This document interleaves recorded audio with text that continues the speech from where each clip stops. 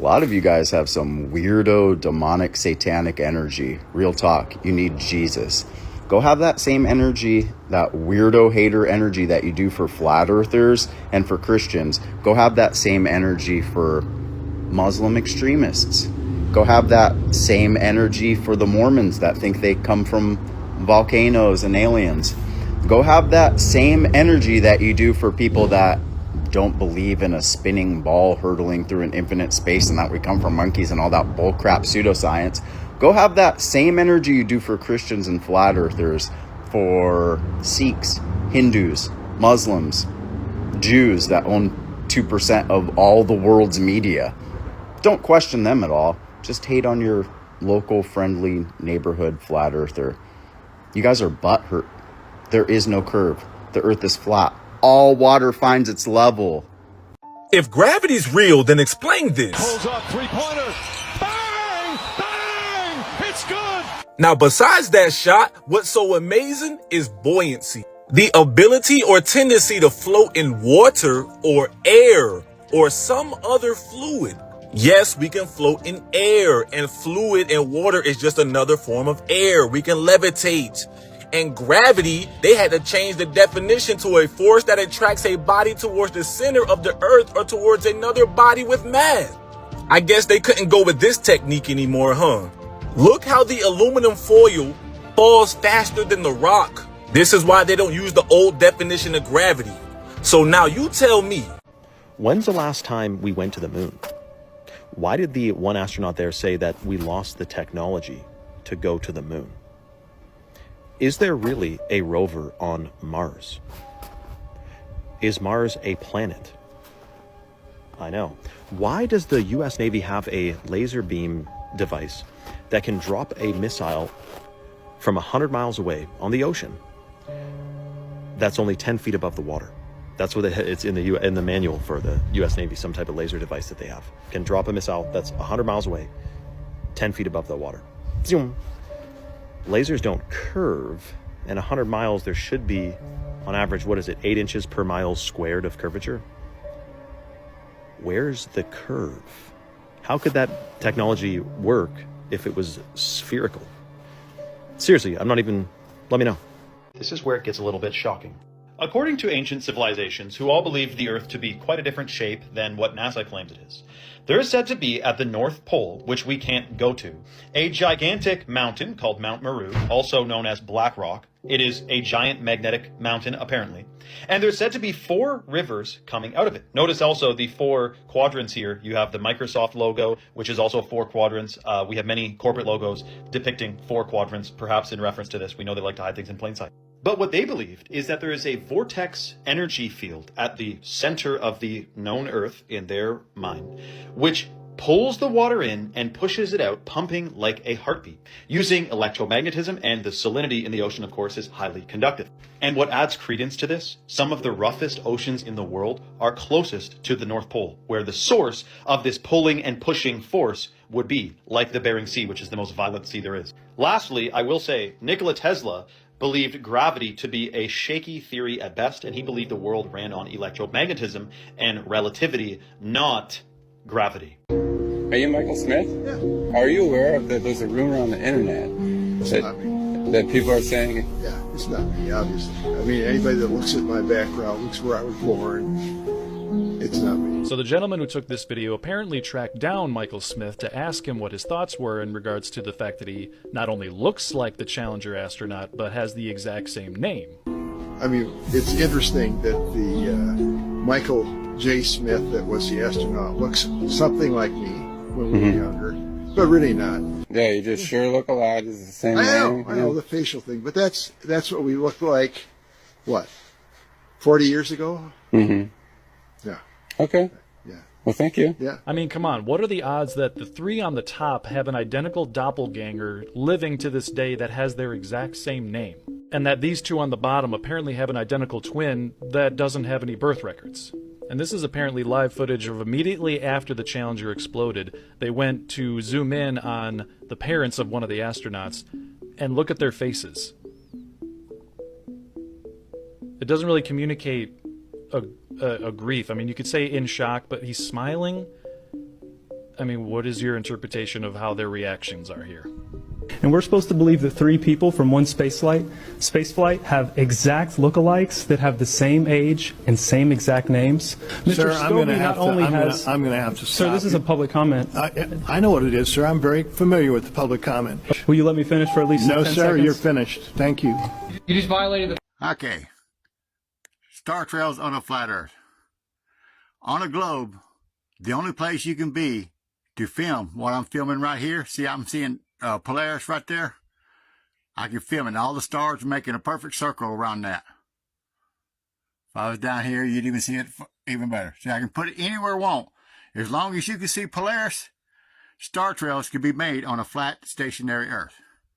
But on a globe, as you saw in my other demonstration, if the camera's in motion, we don't have star trails. So I can be right over here. I can be anywhere on our Earth filming star trails as long as I can see Polaris. But on your ball, you have to be right here. You have to be directly underneath it to see that image. This is the only way the camera stays stationary for you to film star trails, if you was on a ball. But on a flat Earth,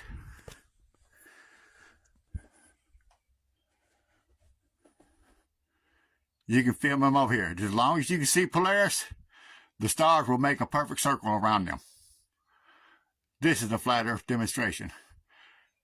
The worst thing you can do to a flat earther is ask me to demonstrate something, because I'll dang sure do it, if it's possible.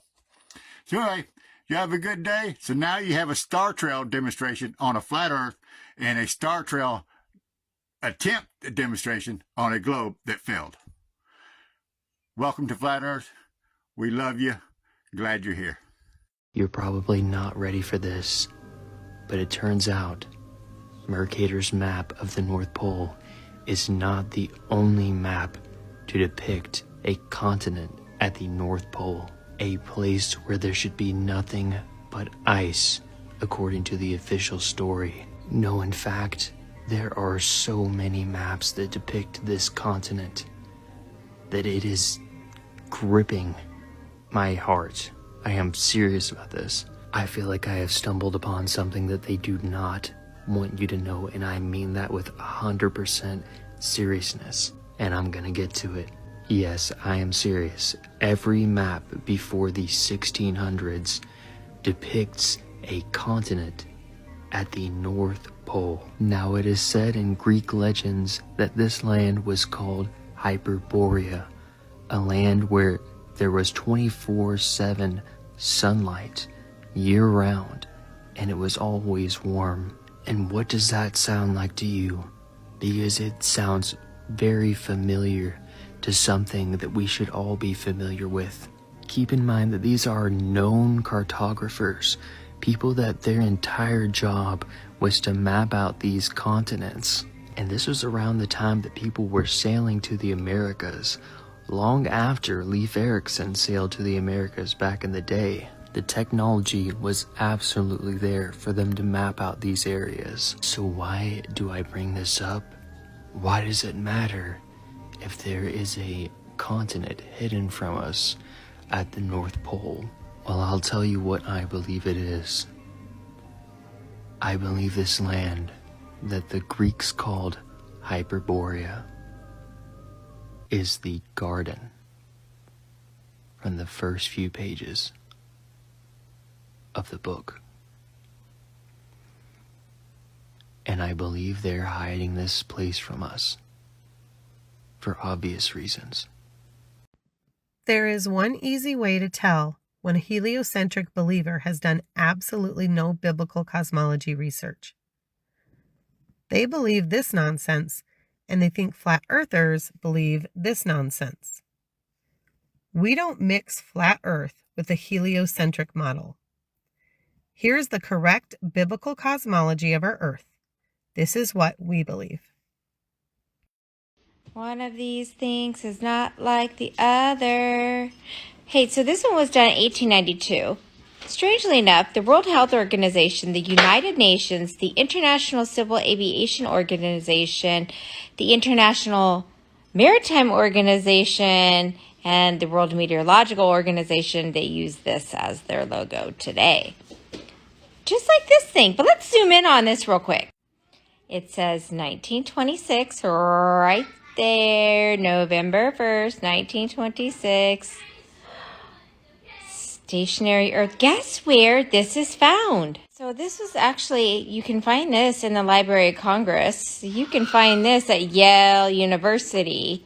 If you type in the Gleason's map, you must type in Yale University after that in order to be brought to the exact place to find this, because you need the indicator markers on this. Look how much it looks just like a clock. Maybe, just maybe, because that's how God built this earth. And it's not like this.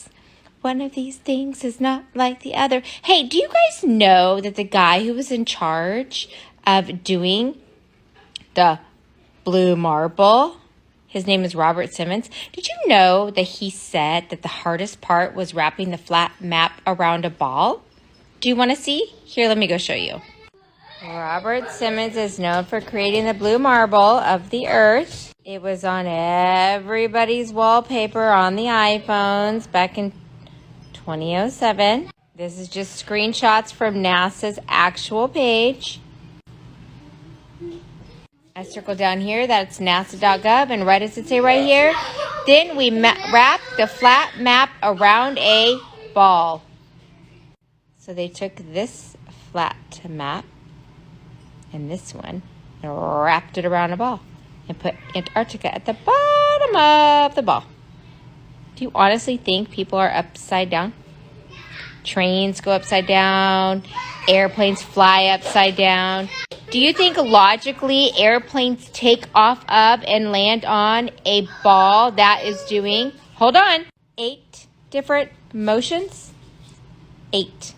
I don't think many people would be flying in airplanes if they thought that this was going on. What's also weird is this kind of looks like an eyeball to me. The pupil, right, and the retina and the eyeball. Same thing with over here. Gee, I wonder if that's why they always do the one-eyed symbolism. It's always weird, though, how they always just show the Earth like this, still images. Yet they never show the Earth in real time, fully spinning or wobbling or on the tilt. Go look it up. I promise you, you will not find a true picture of the Earth on the tilt. It will all be cartoons. This is actually CGI. They admit it. Computer-generated images. Did you know that computer-generated images came out the same year as NASA? The movie was called Vertigo by Alfred Hitchcock, but I digress. Let's keep going. With all the satellites out there and the fact that we've been to Mars and we've been to the moon so many times, how come they can never show us the full Earth just elliptical orbiting around the sun? Or wobbling, or tilted, or being pulled by the sun's gravity through the universe? Why? Why can't they show us this? They always just show us this. You know, every single time I've always seen water, it always needs a container. You know, lakes, rivers, canals. You know, like a container kind of like this. Or even like this. One of these things is not like the other. Do you know how fast the elliptical orbit is? 66,600 miles per hour. That's on top of the spin, the 1,000 mile per hour spin. Yeah. And do you know that the elliptical orbit means it's an ellipse, which means it speeds up and slows down? So if you can imagine something is going 66,600 miles per hour and it slows down even 1 mile per hour, it would liquefy everything. Yet all trees grow straight up. It's weird how we have a vacuum of space that's just sucking us through. Yeah, we're allowed to keep our air to breathe. Gnats can fly freely. Birds can fly freely. Butterflies. Ladybugs. Heck, even dust flies freely. The clouds don't get sucked right off the earth. But Jennifer, there's a pendulum. You can see it in the museum. Oh, you mean the government-ran museum? With the pendulum that's hooked to a pivot that's hooked to the ceiling? Think about it.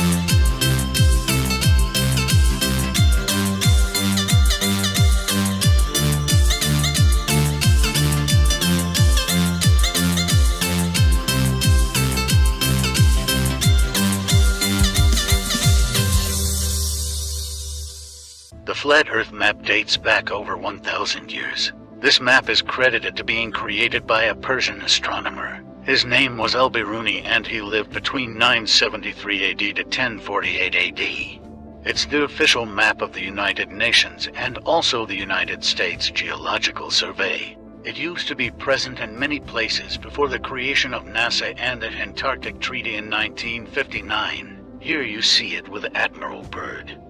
This map has been restored by Dmitry from Russia with suggestions of mine, Eddie Alenkar. Known by my YouTube channel Flat Earth Banjo, I asked Dmitry to include the Bermuda Triangle and Point Nemo, a place deep in the Pacific where NASA buries rockets.